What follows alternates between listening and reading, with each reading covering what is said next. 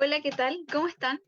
Muchas gracias por estar en esta tarde un poco fría en la región de Coquimbo y bienvenidos a una nueva charla de la iniciativa Ciencia Abierta, una instancia que busca fortalecer el vínculo entre investigadores, investigadoras, divulgadores o divulgadoras y la sociedad a través de encuentros en formatos lúdicos y participativos, promoviendo la socialización y apropiación del conocimiento. Hoy continuamos con el ciclo Residuos alimentarios, productos de alto valor agregado y pandemia, cuyo objetivo es dar a conocer cómo se pueden aprovechar los subproductos de la industria y el hogar durante este periodo y cuál es el aporte de la ciencia en este tema. Con el título El orujo de uva como un valioso residuo de la industria pisquera para el desarrollo de recubrimientos de frutas que extiendan su vida útil, Fátima Rodríguez nos acompaña hoy, ingeniera química y máster en ciencias químicas, hará una presentación sobre el orujo de uva, el cual presenta una variedad de biomoléculas de interés para ser aprovechado y dar soluciones a otras problemáticas, entre ellas la preservación de alimentos altamente perecedores como las frutas. Le damos el pase ahora a Fátima y a nuestra intérprete de lengua de señas, Edith Veloso, para iniciar esta charla. Ya, buenas tardes a todos. Gracias por su tiempo y disposición por estar hoy acompañándonos esta tarde. Gracias, Lorena, por tu presentación. Por supuesto, gracias a Explora Coquimbo por esta segunda invitación a colaborar y pues llevar un poco a ustedes lo que hacemos en la universidad. Y bueno, como se habrán dado cuenta, no soy de Chile, soy de Venezuela. Ya llevo 3 años acá. Soy de profesión ingeniero químico. Ya hace más o menos 9 años me introduje en esta parte de la investigación científica, especializándome en el área de química analítica, específicamente con la parte de control de calidad ligado a ambiente, alimentos, también a la parte biológica. Y bueno, decidí que ya era como dar un paso más a un área, encontrar un área donde pudiese especializarme y pudiese fusionar la parte de ingeniería y la parte de alimentos, perdón, la parte de ingeniería y la parte de ciencia, y pues, ¿qué más que el área de alimentos que abarca estas dos áreas? Sin más preámbulos, quiero dar inicio a este seminario para compartir acá la pantalla.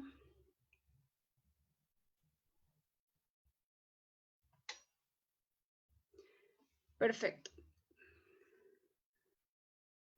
Está como el título que comentó Lorena. Este seminario abarca el tópico del orujo de uva como un valioso residuo de la industria pisquera con potenciales aplicaciones en el campo alimenticio. Para llegar a este tema o llegar al núcleo de este tema es importante tomar otras aristas y abordar problemáticas que nos atañen como país y como habitantes de este planeta. Y es relacionado al desperdicio de alimentos, tanto producidos como consumidos. Y quiero empezar con cifras estimadas por la Organización de Alimentos y Agricultura, la FAO, muy conocida por muchos, en la que para ese entonces, el 2015, estimaron cifras relacionadas en el que un tercio de los alimentos producidos y consumidos son desperdiciados a nivel mundial. Más o menos un tercio equivale aproximadamente a 1.300 millones de toneladas por año de residuos alimentarios a nivel mundial. Este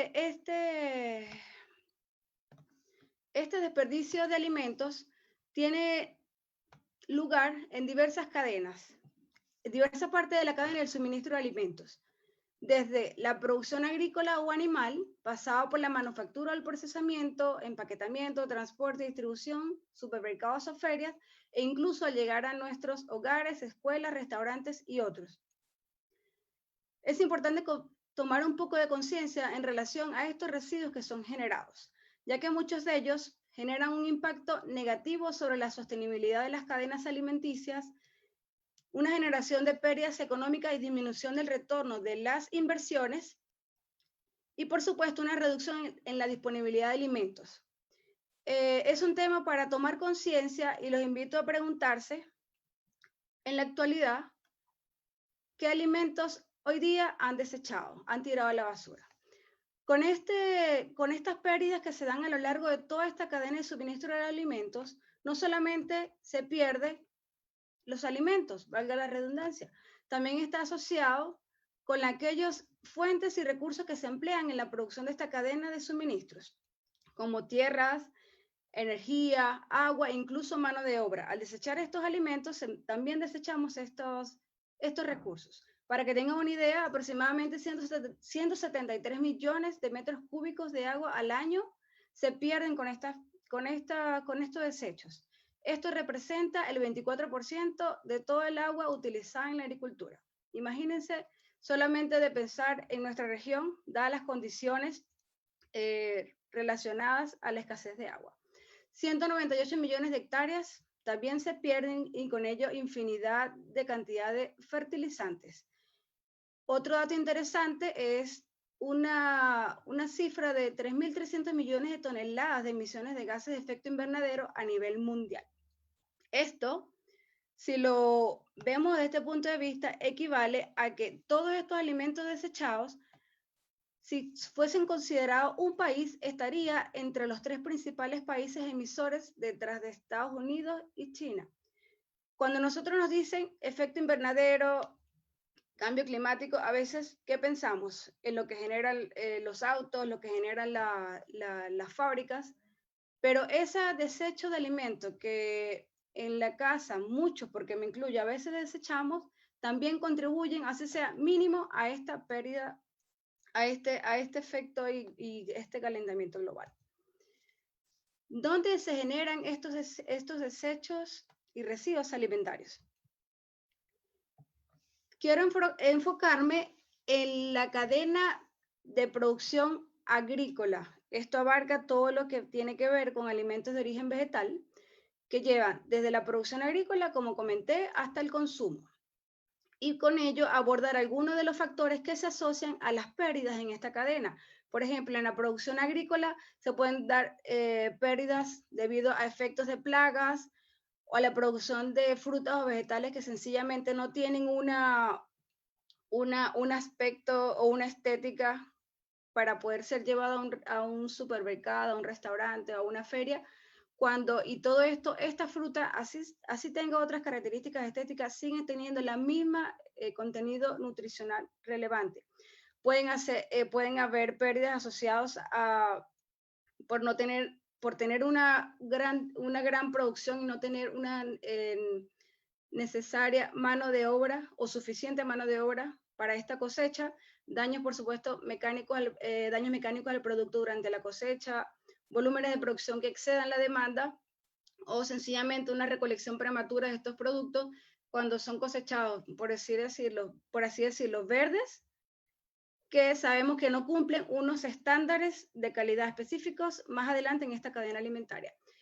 Otros factores asociados a la etapa de almacenamiento, transporte, procesamiento y distribución abarcan tienen en conjunto ciertos factores: deterioro durante su manipulación o transporte, un descarte por no cumplir, como comenté, estos requisitos estéticos, pérdidas por no cumplir estándares sanitarios y de inocuidad, esto es muy relevante, malas condiciones de almacenamiento o también puede ser por acción de daños o plagas o por algún evento climático asociado. Finalmente, las pérdidas aquí más relevantes se dan también a nivel de hogares, restaurantes y ferias. Solamente para que tengan una idea, por año se ha estimado que en Chile se pierde 2.300 toneladas de residuos y de alimentos al año. Esto podemos sin duda verlos alrededor de las ferias cuando vamos, todo el alimento que está tirado, en la feria, en los comedores de los colegios, de las universidades, en los restaurantes, en nuestros hogares. Es un tema bastante triste que necesita hoy día una solución. Sin embargo, aquí quiero para que vean un panorama un poco más amplio de estas pérdidas y desperdicios de alimentos y cómo estamos como América Latina en relación a otros países, donde en verde se puede visualizar lo relacionado a las pérdidas por consumo, mientras que en azul las pérdidas relacionadas a producción. Podemos ver que en países industrializados y más avanzados, la pérdida generalmente se da a nivel de consumo, con una pérdida menor a nivel de producción. Quizás pudiésemos asociarlos donde se encuentran unas más altas tecnologías para estos esquemas. América Latina tiene un balance, por así decirlo, con valores similares entre consumo y producción, mientras que hacia otros países, por ejemplo África del Sur o Asia Meridional, las pérdidas mayores son a nivel de manejo y almacenamiento. Quizás pudieran estar relacionados a las situaciones precarias en cuanto a los servicios para poder mantener estos alimentos a lo largo de esta cadena. En función de esto, Chile no se ha quedado atrás y ha realizado diversas acciones para evitar y disminuir estos desperdicios y pérdidas de alimentos. Desde el 2014, de la mano de la FAO, el cual es el ente que a nivel mundial es el que está calificado y el que ha hecho todas estas estadísticas relacionadas a estas pérdidas, Chile se ha incluido en esta red de expertos en Latinoamérica y el Caribe, con los países de Latinoamérica y el Caribe de la mano con la FAO. En el 2017 se oficializó un comité relacionado al Comité Nacional para la Prevención y Reducción de estos desechos, de la mano de entes muy conocidos por nosotros como la ODEPA, la INIA, Achipia y por supuesto el rol relevante acá de las universidades.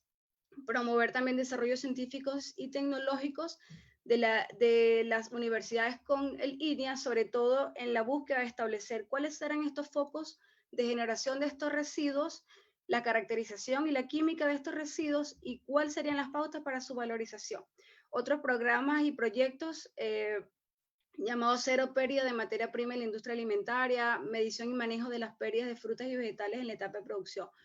Una norma muy relevante dentro de estas medidas de implementación y cambio ha sido la ley REP 20.920, bastante explicada también por mi colega Diana, en el que establece este marco para la gestión de residuos y la responsabilidad extendida de productos al fomento y reciclaje. Otra iniciativa que celebro bastante es relacionada a los bancos de alimentos, en el que de la mano con muchos entes, en específico supermercados, muchos alimentos que aunque estaban cercanos a la fecha de dañarse, se encontraban de igual manera en perfecto estado, o aquellas ferias grandes, puedo dar un ejemplo acá de los Valledor en Santiago, donde diversas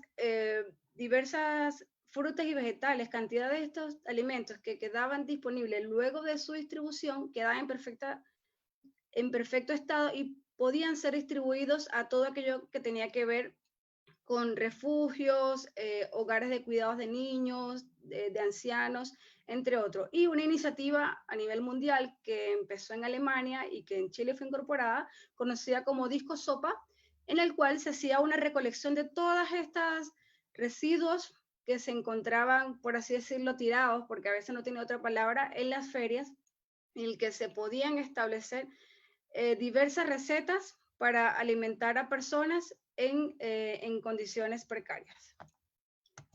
Sin embargo, el foco de esta charla, aunque abarca esta parte que mostré de los residuos antes de la cadena, es importante que resaltemos el rol de la industria del procesamiento de los alimentos, porque justamente en esta parte también se genera una gran cantidad.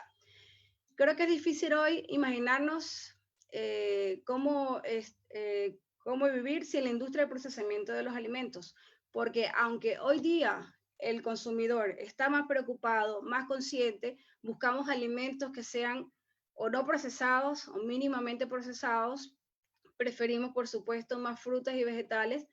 Hay alimentos que sencillamente no pueden consumirse sin un procesamiento, sin ser sometidos a algún esquema, ya sea para conservar, mejorar sabor, adecuar la apariencia, optimizar, satisfacer demandas. Esto es un ejemplo muy clave relacionado con la parte de los alimentos enlatados y, por supuesto, garantizar disponibilidad. Aquí pueden ver algunos de los ejemplos que muchos pues, consumimos en la actualidad. Esta industria de procesamiento de los alimentos, específicamente de frutas y vegetales, dentro de esta cifra que di inicialmente de 1.300 millones de toneladas, la industria del procesamiento se atribuye un 39% de esta cifra. Y dentro de esta industria, de un 25 a un 30% corresponden específicamente a residuos de frutas y vegetales. ¿Qué pasa en esta industria? Pues sencillamente en esta industria generalmente son aprovechadas pieles, cáscara, son aprovechadas partes comestibles, descartando pieles, cáscaras, semillas. Y todo esto que lo consideran residuo es considerado para muchos una fuente inexplorada de moléculas bioactivas de gran potencial, con infinitas aplicaciones.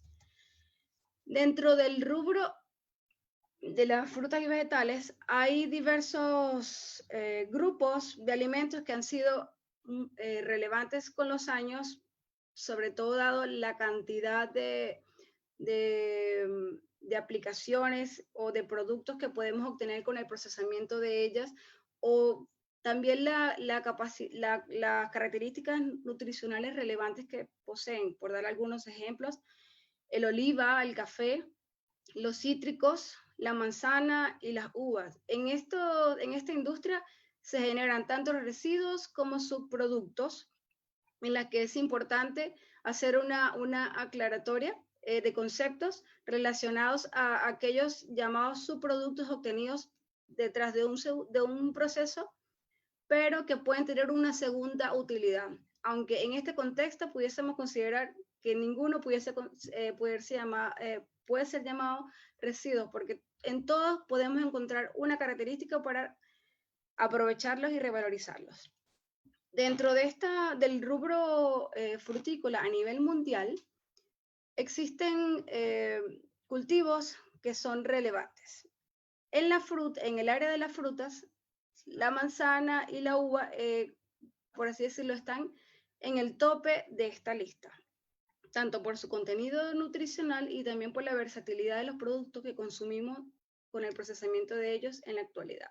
Específicamente con la uva, quiero hacer énfasis en que el 75% aproximado de la producción mundial de uva, esto equivale a unos 60 millones de toneladas. El 75% es casi exclusivo dedicado al proceso de vinificación. Esto pudiese ser un estimado de aproximadamente 275.7 millones de hectolitros de vino. Pero ¿qué pasa con esto? Al producir esta cantidad de litros de vino, se puede obtener una cantidad también muy elevada de toneladas de subproductos o residuos, aproximadamente 13 millones a nivel mundial. ¿Qué obtenemos de esta industria luego de este procesamiento? Residuos conocidos como el orujo, escobajo, aquellos obtenidos de la poda de vides, torta de sedimento, en el caso también luego de la fermentación, aguas residuales, fertilizantes, entre otros, que pudiesen estar relacionados a todo lo que tiene que ver con el etiquetado de embotellamiento de estas bebidas. Entre los principales productores mundiales de uva por tipo, pues después de países reconocidos en esta área como Estados Unidos, Francia, Italia y España, Chile en Latinoamérica en conjunto con Argentina y Brasil resaltan con la producción de uva para vino, y esto también nos daría una idea de los residuos que se obtienen a partir de esta industria, específicamente en nuestro país. Aquí podemos ver una información reciente acerca de la evolución de las exportaciones de vino y la producción de vino de pisco,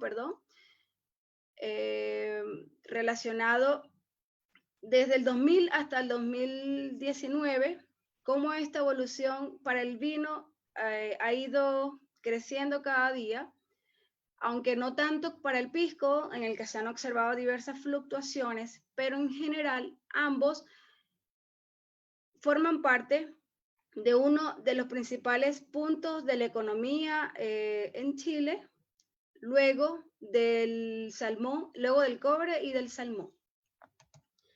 La industria del procesamiento de la uva genera el orujo. El orujo es el principal subproducto. Esto equivale más o menos a 10 millones de toneladas a nivel mundial, dependiendo del proceso para obtener vino o para obtener pisco. Este se va a obtener en diversas partes del proceso y con diversas características. La industria chilena del vino y del pisco genera aproximadamente 400.000 toneladas al año. Esta es una data reciente de una publicación del 2019 y basta con ver el mapa de nuestro país donde podemos observar de todas las partes que se enfocan en la producción de vino y por qué esto es un motor grande en la economía de Chile. Para hablar del pisco chileno, pues aquí presento una imagen del maravilloso pisco Elqui, nuestro valle. El pisco es el destilado emblemático de nuestro país y su producción está protegida por una denominación de origen bajo la ley 18.455, que reconoce ciertas características especiales y factores climáticos de esta zona para producir este destilado.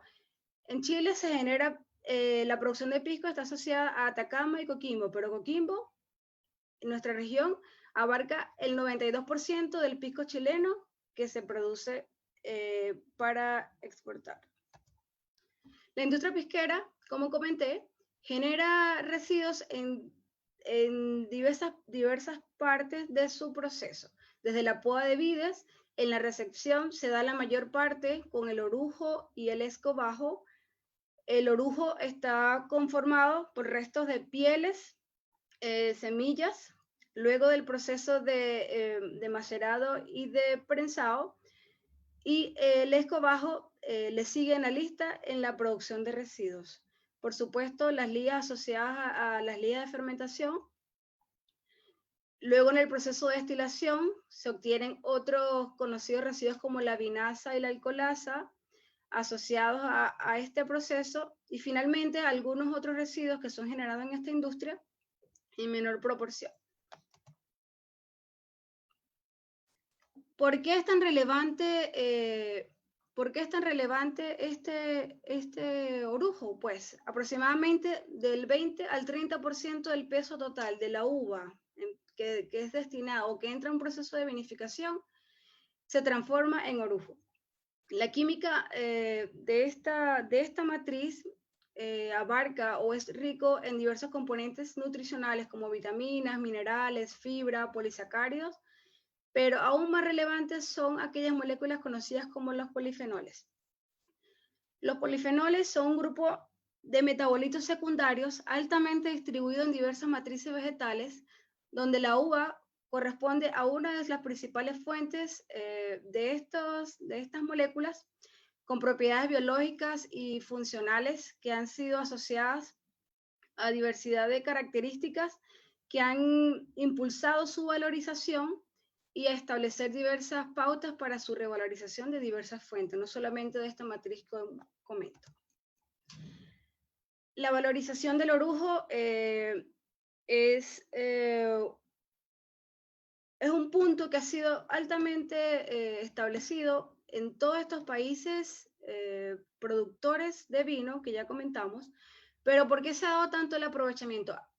Una de las pautas para su aprovechamiento está relacionado a la cantidad de polifenoles distribuidos en esta matriz, los cuales van desde un porcentaje en la piel con 28 a 35%, un porcentaje menor en la pulpa, pero un porcentaje mayor en las semillas, entre un 60 a un 70% de estos polifenoles.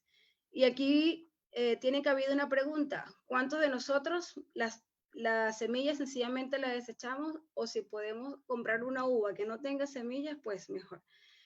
Allí cabe cuestionarnos, ya que la estamos botando. Con el proceso de vinificación, aproximadamente este 30-40% del contenido polifenólico es aprovechado, es extraído, es transferido al vino. Un 70% es preservado en esta matriz. Diversas aplicaciones se han establecido para su aprovechamiento. Y aquí muestro unas. No solamente lo han aprovechado de manera íntegra, toda esta mezcla de semillas, pieles, incluso también han separado para aprovechar sus semillas o solamente pieles. Por lo menos aquí muestro cómo el orujo se ha considerado como un ingrediente en productos cárnicos.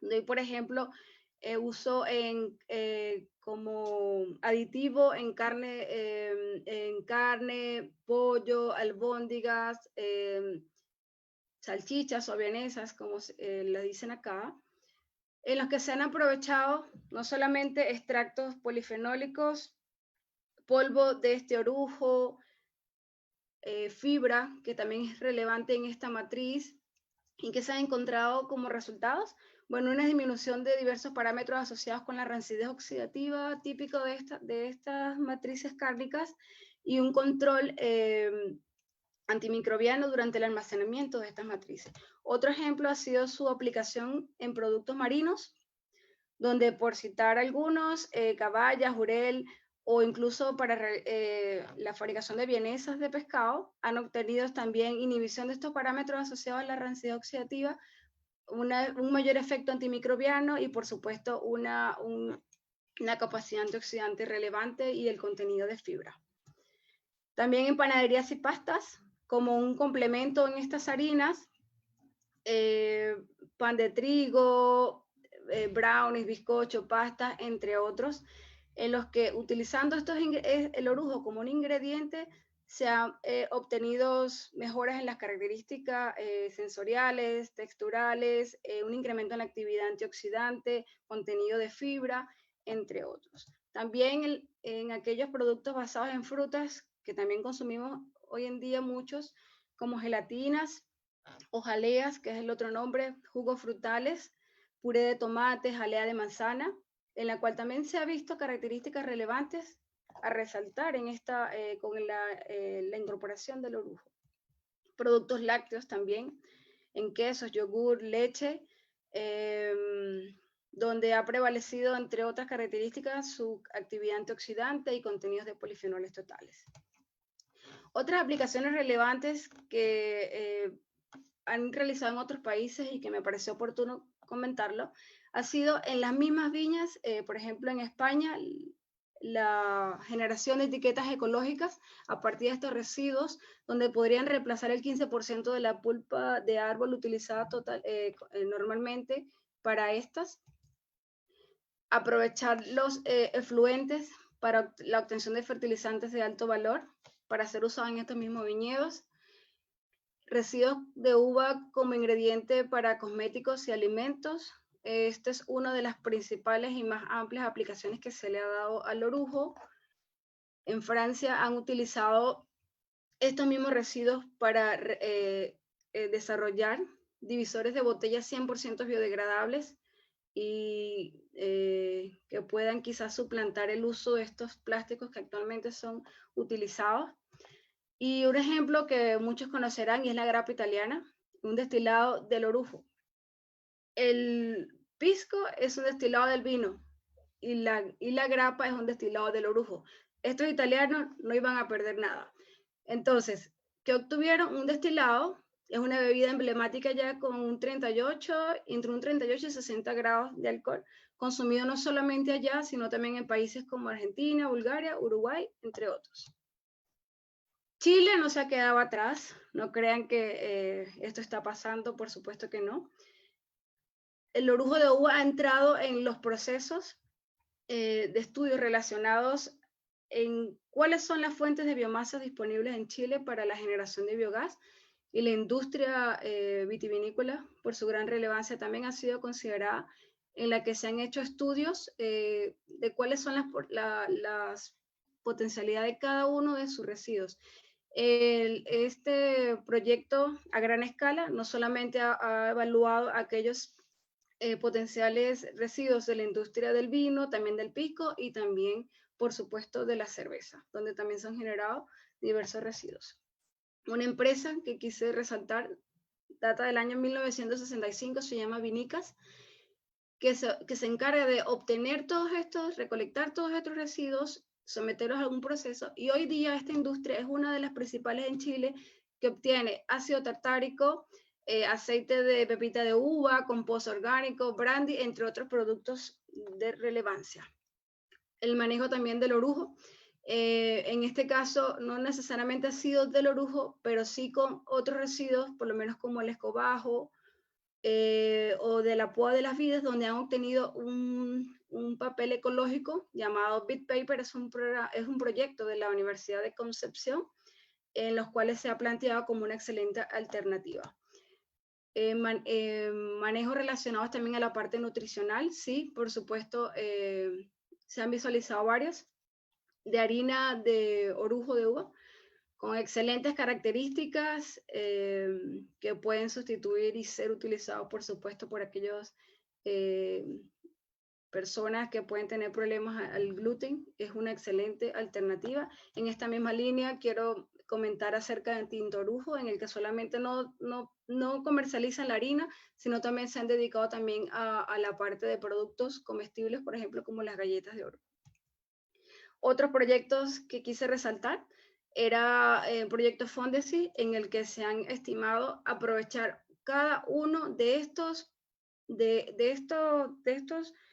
residuos y subproductos en cada etapa de este proceso por el uso de tecnologías de microfiltración y nanofiltración, en las que no solamente se han aprovechado pectinas, sino también, por supuesto, polifenoles, otros alcoholes, para darle un uso adicional. La industria pisquera, por supuesto, en esta línea también se han marcado en poder encontrar estrategias que permitan, digamos, disminuir estos residuos.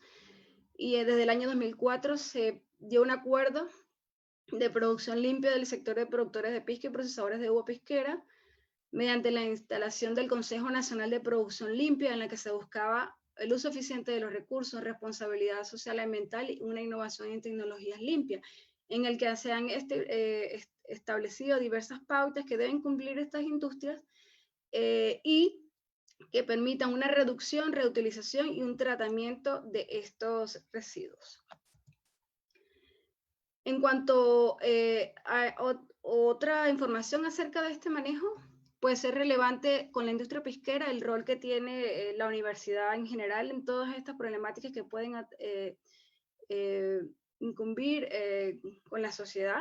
Y creo que el rol relevante en nuestro caso ha sido el de la Universidad de La Serena, en el que actualmente se lleva de la mano muchos esquemas y diversos proyectos que buscamos, en el cual me incluyo, pues buscar una solución a esta problemática y ver más allá y obtener darle un valor agregado, en el que hoy día quizás muchos de estos residuos son utilizados como compost para los productores aledaños.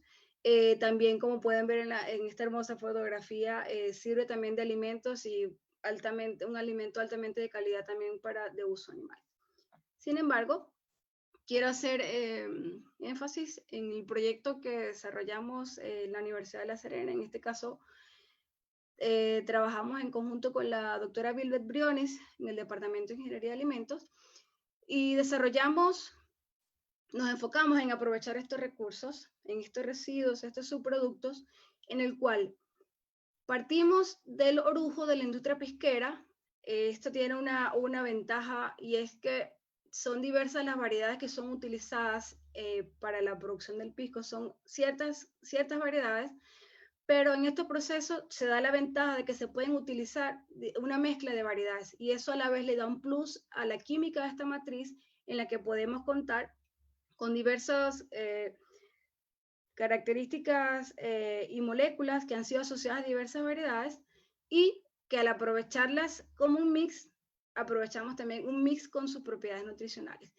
Seguidamente, esta materia prima la convertimos en una harina de orujo, en la que estudios realizados se han encontrado relevantes cantidades de minerales de interés nutricional como el potasio y el hierro, entre otros como el calcio, el magnesio, el cobre, proteínas, también un contenido de proteína relevante, fibras, pero nos hemos enfocado en, a partir también de este orujo, obtener extractos de compuestos polifenólicos, en los cuales con estudios realizados hemos obtenido polifenoles de interés nutricional y medicinal. Podemos por citar algunos que han sido relevantes en esta matriz estudiadas, como las catequinas, con característica y relevante actividad antioxidante.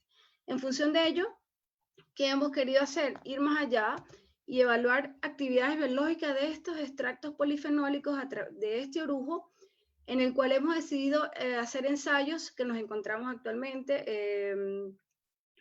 hasta que podamos regresar y las condiciones estén dadas para continuar en la universidad, para estudiar ensayos de actividad antifúngica contra Botrytis cinerea. Para los que no lo conocen, la Botrytis cinerea es un hongo de alta patogenicidad para diversos cultivos, muchos cultivos, para la uva es el patógeno económicamente que mayormente las afecta, el tomate, las frutillas, entre otros. Pero nos hemos enfocado en evaluar esta actividad antifúngica y poder obtener estos extractos con características antifúngicas que nos permitan obtener o desarrollar recubrimientos alimentarios. Estos se obtienen por la incorporación de estos extractos en diversas matrices poliméricas que permiten a su vez, por diversos esquemas y metodologías, ofrecerle un recubrimiento a las frutas o a los vegetales que le permitan la extensión de su vida útil. Ya casos se han reportado donde estos residuos, estos recubrimientos pueden darle una característica que pueden extender de hasta 28 días de almacenamiento por estudios que ya se han reportado, que quise esta vez resaltar, para mandarinas o limones y para frutillas, un rubro altamente también consumido dadas sus características nutricionales.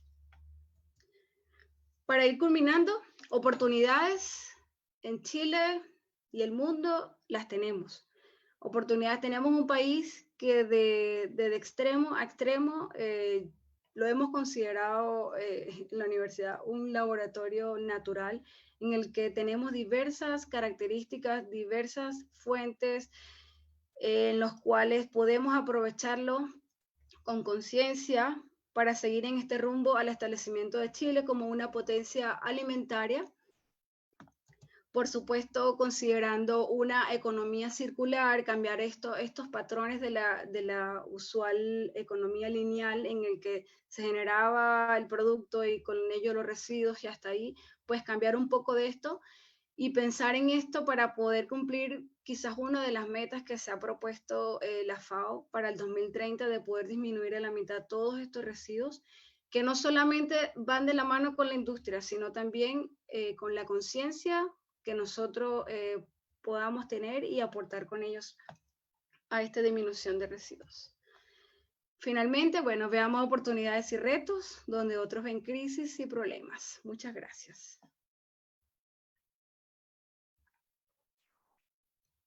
Muy interesante la charla, Fátima, muchas gracias. ¿Te parece si leemos un poco los comentarios que nos hicieron aquí en el Facebook?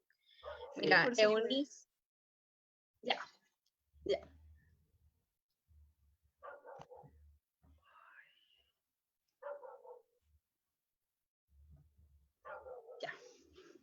Ya. Vamos entonces a leer los comentarios que nos dejaron acá en la transmisión. Y dice, Eunice Marcano dice, interesante, Daniel Moreno envía saludos desde Honduras. Excelente charla, muy interesante el conocimiento de cómo aprovechar los residuos generados por alimentos luego de procesados, dice Janet Salas. Buenísima la charla, muy interesante. Y Javier Gutiérrez nos hace una consulta y dice, ¿yo puedo utilizar este orujo o tengo que tener materiales especiales para hacer uso de este? Yo creo que allí, primero, si tienes la oportunidad de acceder a este orujo, creo que viviendo en esta región es totalmente accesible.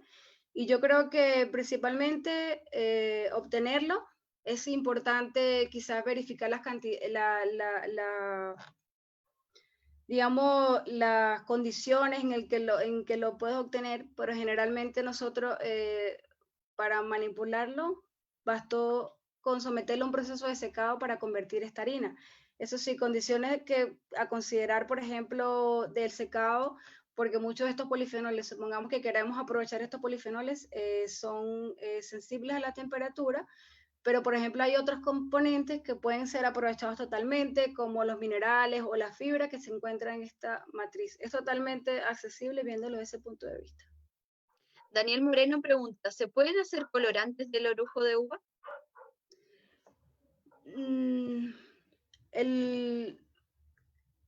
Viéndolo desde ese punto de vista, me puedo referir quizás a estos orujos generalmente de uva roja, porque generalmente el de orujo de pisquero es más asociado a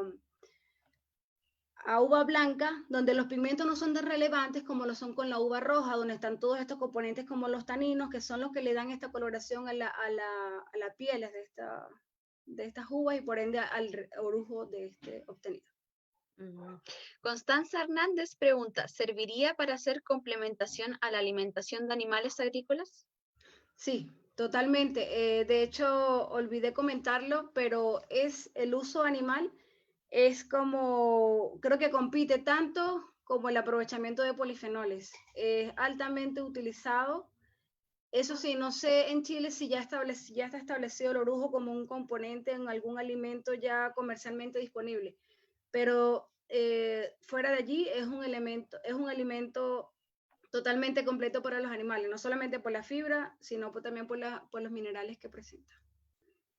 Iván pregunta, si el porcentaje de orujo es tan alto y tiene aplicaciones en productos cárnicos, de panadería y en frutas, ¿a qué se debe, según usted, el poco conocimiento acá de su utilidad?